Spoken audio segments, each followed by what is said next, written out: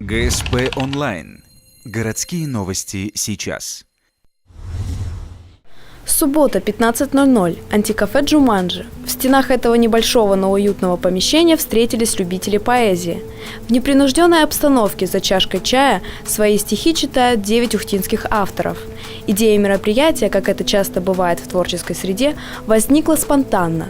Ее автор – студент-медик из Санкт-Петербурга со своей девушкой. Несколько месяцев назад они побывали в Ухте, и завертелось. Началось все с того, что я тут с своей подругой питерской в сентябре читали свои стихи, и она, скажем так, вдохновившись, наверное, этим, решила, что надо полностью поэтический вечер сделать для ухтинских поэтов, кто как хочет почитать.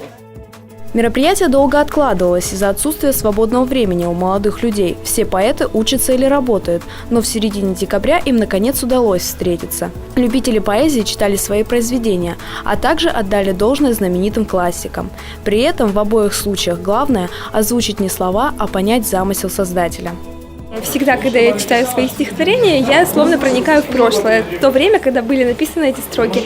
То есть, чтобы прочитать таким образом, чтобы слушателю донести свои чувства, нужно проникнуться ими самой, а не просто прочитать с бумажки, что у нас написано. Стихи всех участников можно найти в интернете, однако для многих электронный формат стал уже тесноват. Некоторые авторы нацелились на выпуск собственных сборников. Уже в начале 2015 года ухтинцы смогут найти их творения на книжных полках города.